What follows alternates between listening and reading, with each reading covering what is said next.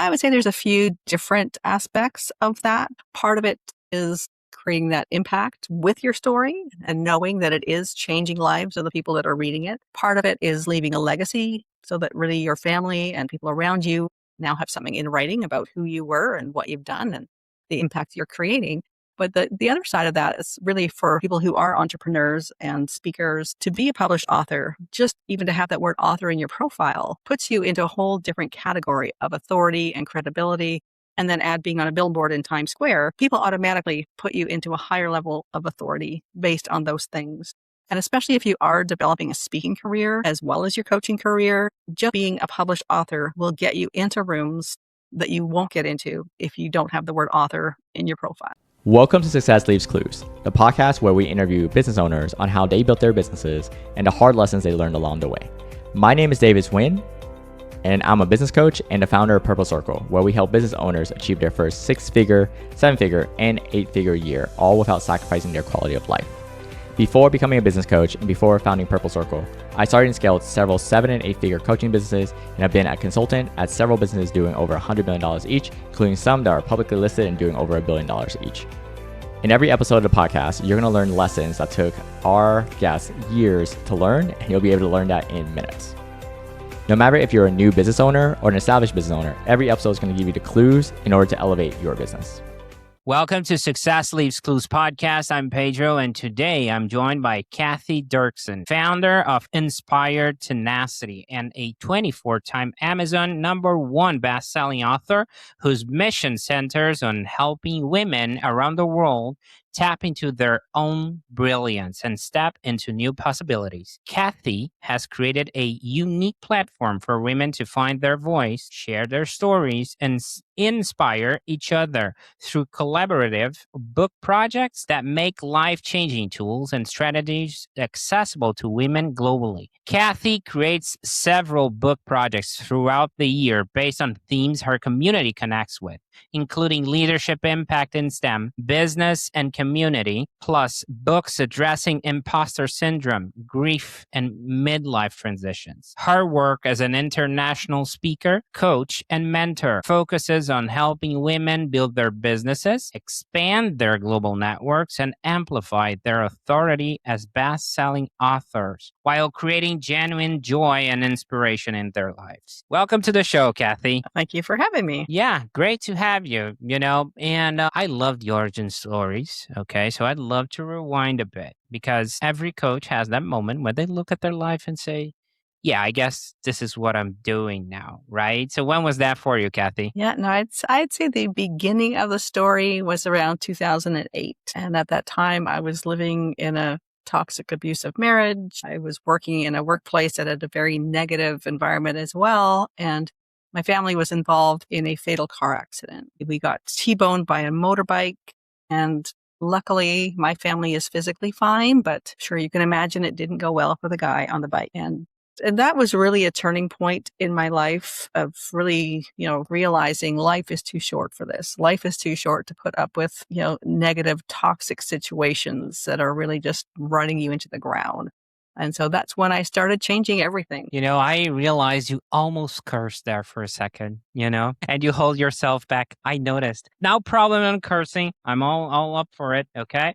Now, one thing that really caught my attention is like perspective, right? Sometimes we're hit by, literally in your case, by stuff that happens in our life. And we're just like, is this worth it? Should I be doing this? Right. And that's so interesting. You sharing that. So I appreciate you sharing, even at such a personal level. Okay.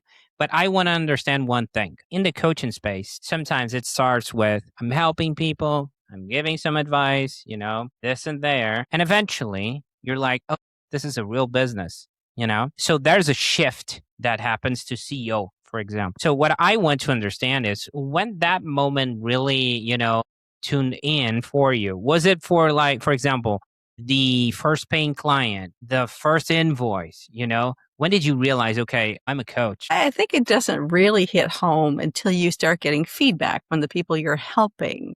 And they're reflecting back to you how you have changed their life and the impact that you are creating. And I think to me, that's really when it hits home that yes, this is real. I am really doing this. Obviously, it's wonderful when you get those paid clients and there's actually money in the bank and you feel like, okay, in this current world that we live in where money is the deciding factor on whether something is successful or not, then that definitely is a key point too. Okay. Now, after you got rolling, right? And especially, I love to ask this because in the early days for coaches, sometimes they're trying to help everyone, right? Embrace the entire world. They're still trying to find their voice in a way to help people. So, who are the people that kept showing up? We already established you help women and the book, and I want to ask about that. But the ones you realize, okay, these are my people, and why did you choose them? Yes. And it's kind of interesting too because in my previous career, the one that I left to go into this, I was working in financial planning. And so when I first left, I thought I would do more of a life coach, money coach kind of idea. And I found as I kind of got started in that it still didn't feel like the right answer, that I knew I could help people doing that, but I knew it wasn't the right answer. And it really was, I would say, through, listening to intuition, listening to just what's working, what's not working, and realized that it really was midlife women who are going through transitions in their life, who are trying to figure out what they're supposed to do with the rest of their life. Those are the ones that I found kept showing up, but also were the ones that made me feel like, yes, these are my people. This is who I'm here to serve. Okay, but we already established the name of the business is Inspired Tenacity, and you help women to publish their stories. I'll simply put like that. So walk me through that. I mean, where that idea came from? Yes. And yes, I evolved from that idea of doing more of a traditional coaching model. And at the same time that I had just started my business, I had also got involved with participating in multi-author books. So I was just one of the author in somebody else's books. And I found that I just fell in love with the whole process of sharing our story, becoming published authors, working as a community to create this new book. And it hit me that this is actually a way that I can help women step into new opportunities and possibilities. So even though it's not really a traditional kind of coaching model, really I am creating transformation in their lives and creating shifts in, what they think is possible for their life. Okay. Now, I want to do a quick exercise with you if you don't mind. Sure. Okay. Let's pretend I'm your ideal client profile. Okay. That is my long distance cousin Pietra, because Pietra is a woman, right? And I'm not. So there's that. Okay. So she's your ICP. She is really that type of woman you can actually help. Okay. So first of all, marketing wise, how would she would be able to find you in the first place? LinkedIn is where I hang out the most. I find that's where my people are. And so that's definitely where you would find me the most. I would say the second most common is on different podcasts. So I do have a channel on YouTube where I put all the different podcasts that I'm on. But LinkedIn is definitely where I hang out the most. I find that group of people that are on LinkedIn do tend to be those women in those kind of midlife phases, going through those transitions, either coming out of corporate or just trying to figure out what they're going to do next in their life. So that's where you can find me. Okay, so let's pretend she listened to one of your podcasts. Okay, let's say it's Success Leaves Clues. So, hi, Pietra, my long distance cousin. She's listening to us, okay? Or even she looked at your content on LinkedIn, right? And it resonates with her. So, let's speed up the sales process. Let's say there is alignment, okay? She want to work with you and your business. Can you walk me through how does it look like to work with you and the Sure, potential yeah. outcomes she can expect out of it? And if you have different offers, you can just browse through it and or pick the main one, whatever works for you. Yeah. Really getting people into multi-author books where they're sharing their personal journey, what they've learned along the way, and then sharing some tips or tools or strategies that they would want the reader to walk away with. And really it does create a lead magnet for their business because now the person reading it is getting to know them, feeling connected with them, and really bonding through that story. And so basically working with me work with each of my authors one-on-one to help them develop their story. So we have conversations around, what has your journey been? What have been the key parts? What's that message that you're really wanting to hit home with the audience? And of course, always leaning it in the direction of what they're doing. So for many of the women that I work with, they are entrepreneurs. So they've often left their job or they're in the process of leaving their job, and they're doing something that's unique to them in their new business. And so with the chapters in the books, we're both kind of digging deep into their past and what's brought them here. But then we're also thinking and writing about, okay, how do we now lead the reader to want to connect with them, to learn more about what they're doing, to create a relationship with them. So it really is about each one of those authors is creating, really drawing people to them, whether it's to build a business, working on a nonprofit, just working on a passion project, all those things. Appreciate it. Now, let me ask you this, because I see a lot of people using AI these days for Yes. copy, for book writing also. I've seen people doing that. What is your take about AI in the book space? I think AI is okay at the beginning when you're kind of fleshing out ideas, clarifying, what your key points are. And at the end to kind of read through things, look for clarity, look if there's, a way you can make things just flow better. So on those two ends, I see AI as being a useful tool. I don't agree with the writing part being done by AI. And I think, and especially with the books that I do, because it really is that person's, it's writing from their heart. It's sharing their story. And really with the elaborations that AI can go into, it often would not even be your story anymore. It would be an elaboration of what might have been your story.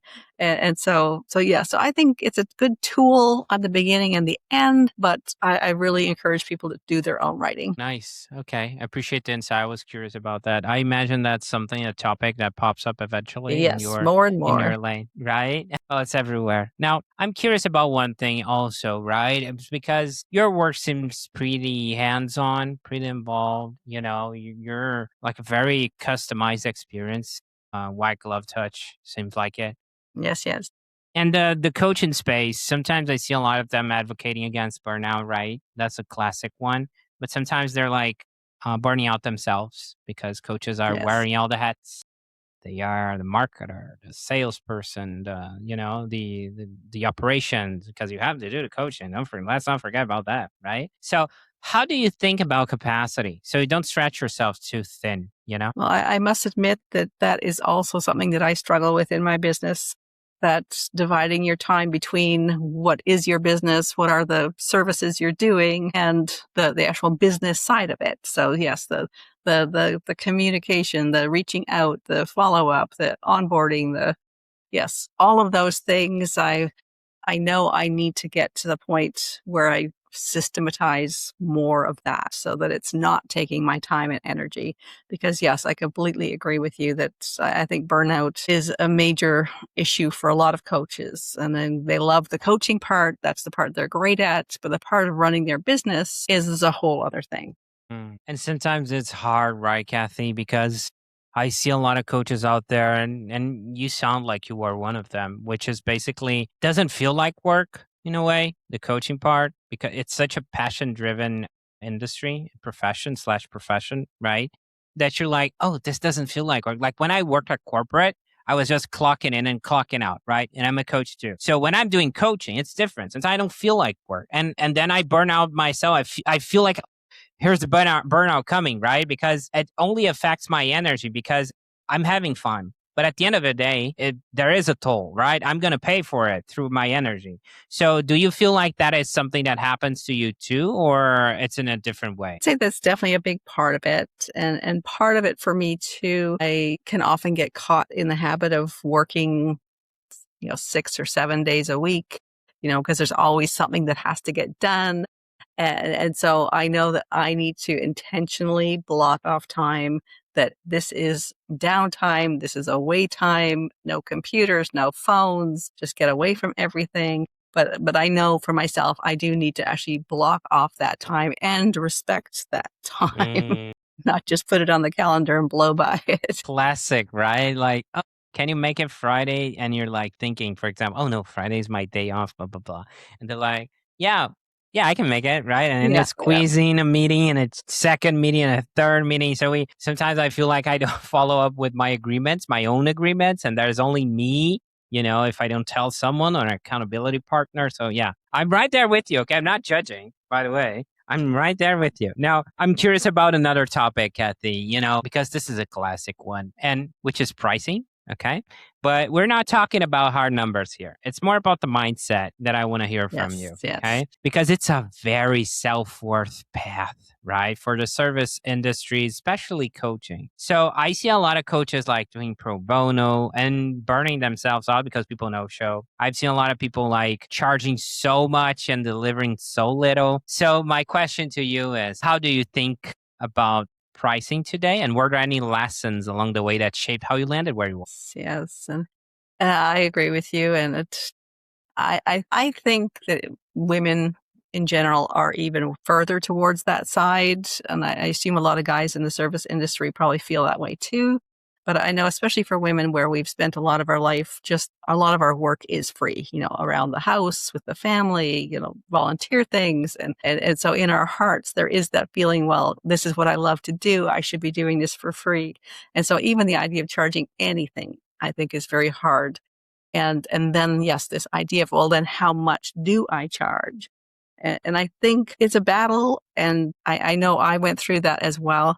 And I think that's one of the reasons why I kind of shifted from the traditional coaching model to creating the multi-author books, because it helped me to see, okay, we're creating a thing. There's a physical result. There's, at the end of this, we can say, yes, here's the book. It's out there.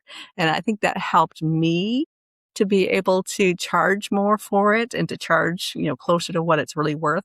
And I know for a fact that I really should still be charging more than I do.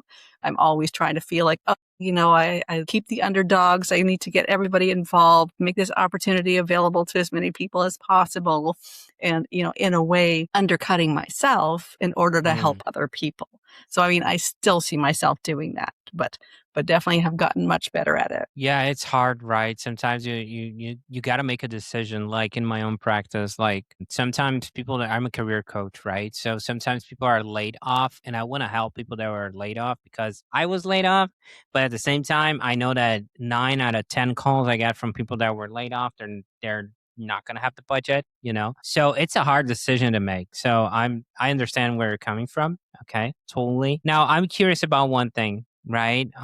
What's next? I'm curious about where you're taking all this, looking ahead a bit. Where do you see the business going? What's exciting? Yes, and definitely doing more books. And one of the things I've added to that, kind of the fun of it all. And of course, as coaches and entrepreneurs, we all need to be building visibility in what we do. So now I've also been doing billboards in Times Square in New York. So that's always exciting too. But really, the direction I see myself shifting things, I'm starting to create a community. So really bringing women together in ways where they can, spotlight different women, have great new discussions, build community. And so that's kind of the direction I'm taking things now, because in the last 4 years, I've released 10 books.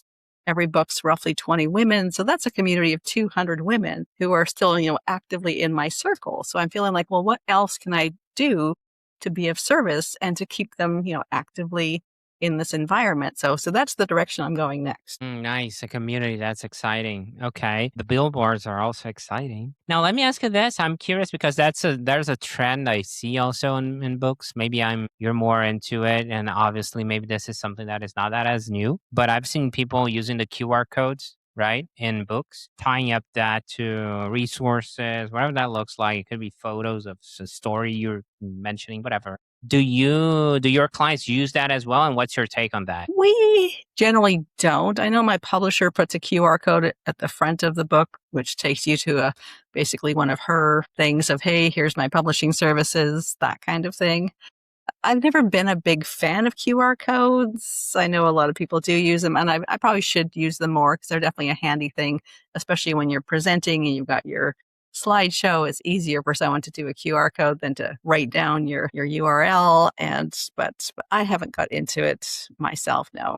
Okay. No worries. I just want to hear from you, an expert. How does that look like? Now, let me ask you this because you mentioned the community. You mentioned the billboards, increasing that community. So, whenever we're aiming towards something new, there's always something we're building, right? So, and improving. So, what are you currently trying to improve or tighten up in your business right now? Yes. I would say from a business point of view, it is those systems and creating that background outreach so that that's not taking as much of my time. And so that's definitely from the business point of view. One of my big goals for the next year, especially, is to do more in-person speaking. And so right now, most of the speaking I do is like this. But I've got that goal now of getting out on real stages with real people. And I'd love to combine speaking and traveling. Yes, the best of both worlds, it sounds like. Now, I want to tap into your experience for a second. I mean, people listening can really benefit from this. You've been in the game long enough to hear all kinds of business advice,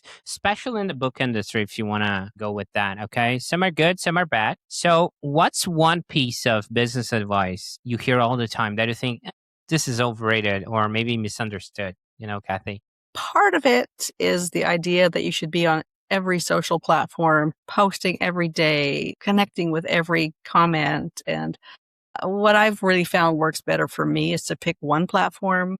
And like I said, LinkedIn is the platform that I've chosen, and kind of where your people are and where people are interacting with you, and really focus most of your time there. Because I find that trying to keep up, and again, when you're talking about someone who's doing their business by themselves, so they don't have the VA running things, they don't have other support, that, trying to do all of the platforms or even a few of the platforms and to do it well would take your whole day.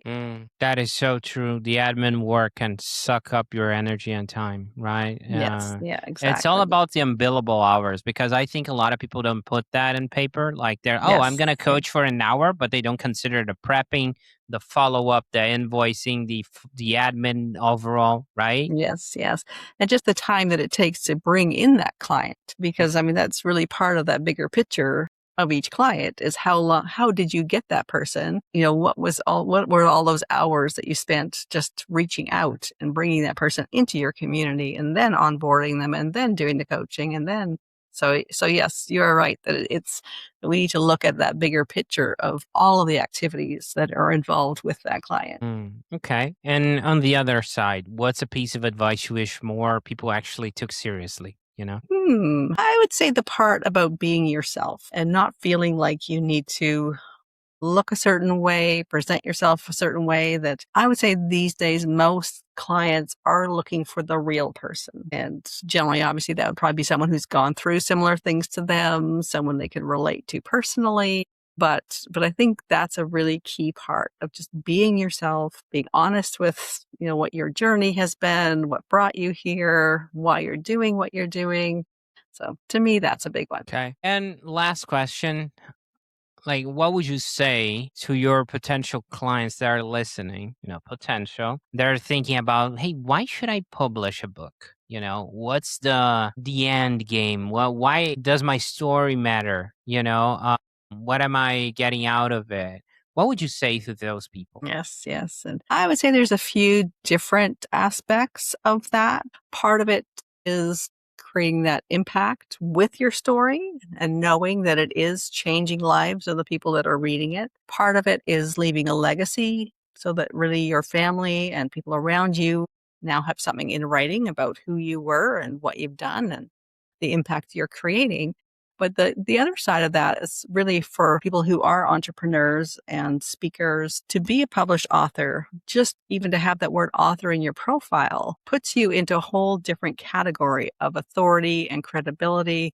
And then add being on a billboard in Times Square, people automatically put you into a higher level of authority based on those things. And especially if you are developing a speaking career as well as your coaching career, just being a published author will get you into rooms that you won't get into if you don't have the word author in your profile. Okay, I love that. Now, if someone listening wants to connect with you or follow your work, Cathy, and by the way, we're going to have all the links in the description, okay? But the best way to find you and connect with you, what would that be? Yes, yes. So like I said, LinkedIn is definitely the best social media to find me on. And then my website is just inspiredtenacity.com. And there you'll find lists of my previous books. You'll find spots where you can download free PDFs of some of my published books, and as well as lists of the current projects that are open for you to jump into. Okay. There were a few moments from this chat today that really stand out to me, put it like this. First, the origin story, right? When you mention toxic, abusive marriage and a fatal accident, to me, I always say this on the show, that is a sign of a true coach because you're vulnerable and you're okay with it. So you own your own story. And the reason I feel like it is because whenever you're coaching someone, you're going to ask some hard questions and people are not going to get comfortable by answering them, Yes. right? Yeah. And it's only fair you do the same. You can navigate those emotions, and don't feel like, oh my God, someone's picking on me. You're just owning your story at the end of the day. So kudos to you on that. Also, when I asked you about the aha moment, right? The identity shift, you're like, yeah, getting paid is great, but I get validation from feedback from real people that I actually helped. Yes. So that's a great benchmark to have, having that trophy like that. I mean, that's amazing. I know I'm a coach, so I'm right there with you. Last but not least, I would say is like when you mentioned when we're talking about pricing and you're like, yeah, women like me, us, whatever. Sometimes we do free service, free work around the house. So we're kind of have that mentality that you use, that mentality that we shouldn't be charging for something. Wow, well, obviously I'm a guy, right? As you can tell, I've never thought that way. So I appreciate you giving me that insight. Sometimes I think hearing from someone in your perspective helps me so much to grow and understand other people. So this is just my long-winded way of saying that I appreciate what you do, Cathy. And I appreciate you being here and sharing so openly today, okay? It was great having you on. Well, thank you for having me. Editor, cut here. Boink. All right. We're off the record. How'd that feel for you, Cathy? That was fun. Thank you. Okay. I mean, the point you made about the feedback, I don't see a lot of coaches making that point. Usually it's like invoice, opening the LLC, getting that tangible money being paid, getting that almost tangible outcome, tying up to the coaching. And you're like about the transformation, right? You're like about the feedback. So that really stood out to me. Pretty cool listening you talking about that. Yeah. It's funny. And it's one of those things, I think a lot of us are like this, that we don't acknowledge or celebrate accomplishments like that, and even like in the last couple of weeks, I've had quite a few people actually, creating their own post, kind of thanking me for this experience and this opportunity and this book. And part of me, gets that warm, fuzzy feeling like, wow, that's so cool that somebody's actually, going out of their way to do this, to actually post it and say it out loud kind of thing. But then on the other hand, I don't think that I'm letting it sink in as much as I should, that yes, this really is shifting people's lives and creating massive change in what people are doing. And so I really do need to allow myself to really absorb. I can see the spark in your eyes. You Yes. really do Yeah. need that. I mean, you Yes. should do that. That's awesome. Yeah. Now, Cathy, can I share something I've been seeing with how people actually use episodes like this when they want to drive something on the back end? Sure. Okay. So most people just post it and move on, right? The ones who actually get something out of it tend to use it a little bit more intentionally. Okay.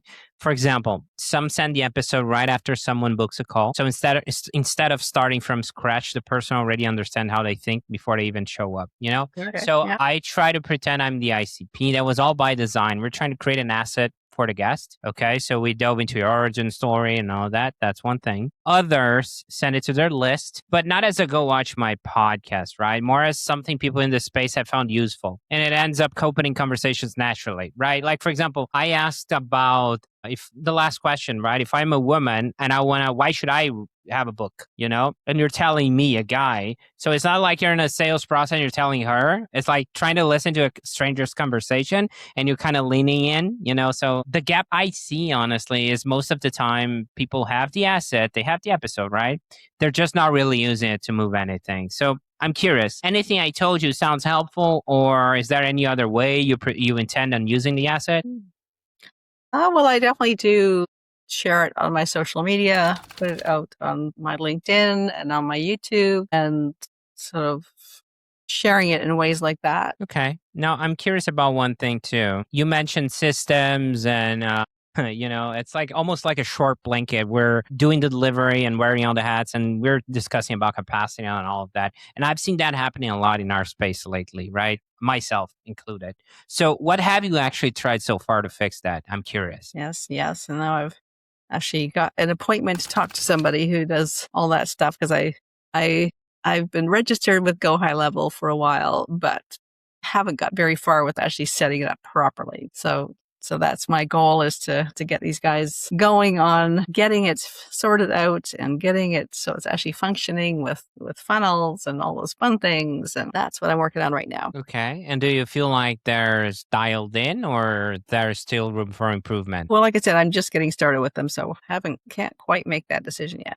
Still getting clarity on about how that would look like, right? Yeah. Okay. I'm going to think out loud here for a second, okay? And you can run with wherever feels helpful. Okay. So what we do in situations like this, when it actually fits, right, is something we've been using called red light, green light. It's a game our founder built when we were looking at acquiring coaching businesses, and we still use it today. We have a portfolio of coaching businesses, right? So we basically break it down into 3 parts: consistent leads, sales, and results, and the systems behind it, right? Not just the process behind, but the systems to actually run it.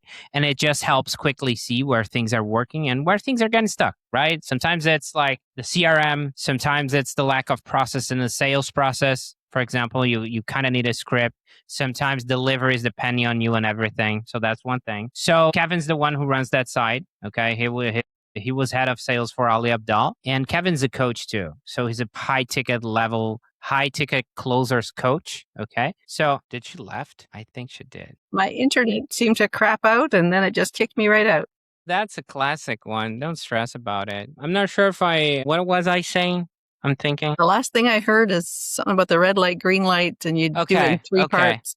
Yeah. So our founder built that, okay, the game itself, divides into acquiring coaching business, lead, sales, and results, and the systems around it, right? So Kevin's the one who runs that side, the game, and he was head of sales for Ali Abdal. That's a YouTuber with over 6 million subscribers. And Kevin's a coach too, right? He's a high-ticket sales closers coach. So it would be a pretty grounded introduction, level conversation. So based on what you mentioned, you're starting to get clarity on your first CRM, Go High Level. By the way, I believe he used Go High Level with Ali, okay? So it might be worth taking a look and just get clarity, like I said, on what's actually going on there and the next steps. I mean, would you be open to do something like that? Totally optional, by the way. That's it for this episode. This episode, as well as this podcast, was brought to you by Purple Circle, where we help business owners elevate their business to 6, 7, and 8-figure years, all without burning out. If you're looking to grow your business, as well as get the time freedom that you are looking for, visit us at joinpurplecircle.com and see what we can do to help you and your business.